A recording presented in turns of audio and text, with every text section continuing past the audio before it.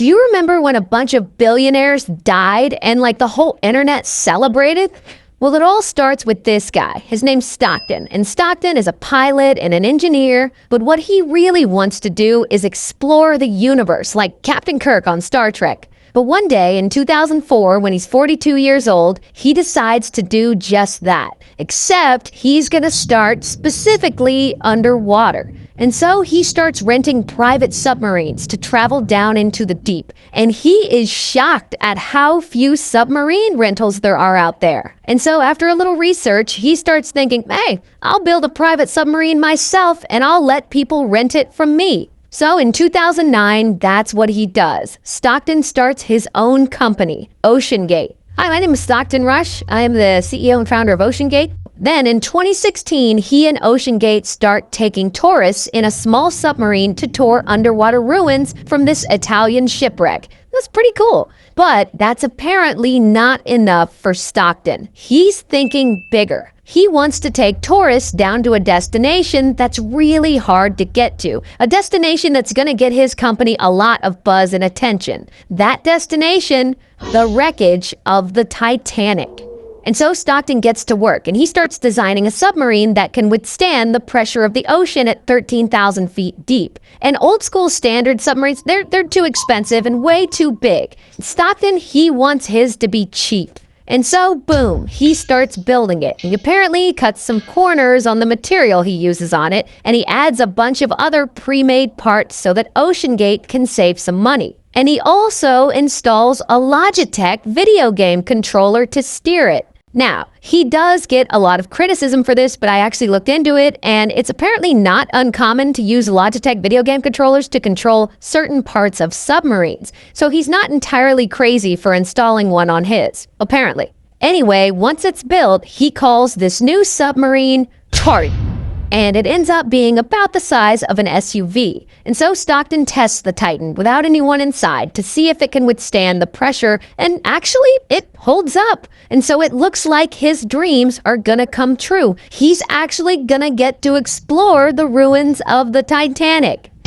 Until not everyone is on board with Stockton's Titanic submarine plans, particularly this guy, David. And David is an employee at OceanGate. And so David looks at the Titan and he immediately sees some things that could ultimately turn into a leak. And so David lets it be known, and he brings all these serious safety concerns up in a meeting with all the bosses at OceanGate. He's like, this sub, it isn't strong enough. And he insists that they get it inspected and certified by the American Bureau of Shipping to verify that it's safe and up to standard. But I guess Stockton is like, nah, that won't be necessary, because he feels that most accidents are caused by mistakes made by the operator, not by the equipment. And so getting extra inspections won't really matter. And then, boom, they immediately fire David and they give him 10 minutes to clear out his desk, and then they escort him out of the building. I guess they really did not like being questioned. Regardless, now that no one is poking holes in this business plan, Stockton can move forward with testing the Titan with an actual human inside. And of course, he insists on taking it down first, by himself.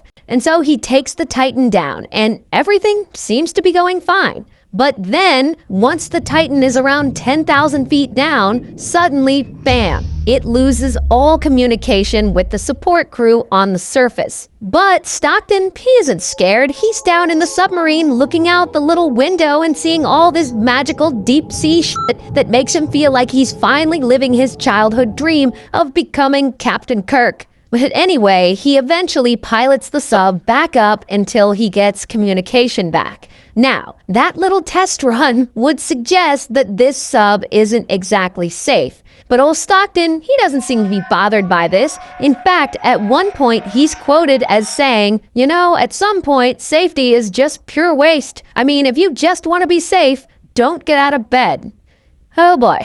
So anyway, in 2021, Stockton and OceanGate start taking tourists down to see the wreckage of the Titanic, all for the low price of $250,000 a person. So basically, you gotta be super wealthy to engage in this. And they take, I believe, 13 expeditions down to see the wreckage. And most of these trips are, in fact, successful. However, they do lose communication with the surface a bunch of times during some of them, and apparently the Titan has over 118 different major and minor technical issues, including one time the battery died and passengers got trapped inside the sub for 27 whole hours, which is definitely enough to make me say, "F all that," but I guess these billionaires are just built different because they keep paying the money and they keep going. And by 2023, Stockton and his company OceanGate, they're getting a lot of attention from the news media. So this is great for him. I mean, more media means more attention and therefore more customers. And so that summer, Titan heads out for its next expedition, another trip to see the Titanic. And 5 people are supposed to go on this trip, Stockton and 4 others. And they aren't all billionaires. Only 2 of them are actually billionaires. One of them is actually one of the billionaire's 19-year-old son, and one of the guys is a Titanic expert. And so all 5 of these people get in the sub and it takes off and it starts to submerge and everything's going fine. And over an hour goes by, and so far, so good. Everything's going as planned. In fact, the sub sends a message to the support crew on the surface saying, "All good here." And so I assume they're all chilling in this tiny little sub, looking out the windows or whatever, checking out the fish. And then suddenly, out of nowhere, boom, they lose power. And the Titan slowly tilts and it starts to nosedive toward the ocean floor. And all the passengers are now sitting in the pitch dark like, what the fuck is going on? And this goes on for about 60 seconds. And now they're panicking. Like, why did they lose power? Is this the end for them? And then, boom, the Titan implodes. And it crushes everyone like a soda can. I guess it wasn't constructed right, and it was under too much underwater pressure. And all 5 people on board die instantly. And it's not dramatic, it's not long and drawn out suffering, it's instant death within milliseconds. So they felt nothing. And here is actually footage of a piece of the sub they later found on the ocean floor. Now, there is some speculation that the 5 passengers did not lose power before the sub imploded, that it just imploded instantly and there was no panicking and no darkness or anything like that. But the truth is, we actually don't know for sure. And so then this story breaks and it's all over the news. And then the internet hears about it and they are ruthless. Like they fucking celebrated these 5 people's demise. Do you remember that? Like the general consensus when this happened was, yeah, fuck those billionaires. Like they deserved it. Like what? And people are like making memes out of it. Tons of memes. Like these people were just trying to explore the ocean and the internet is over here dancing on their grave. It was wild.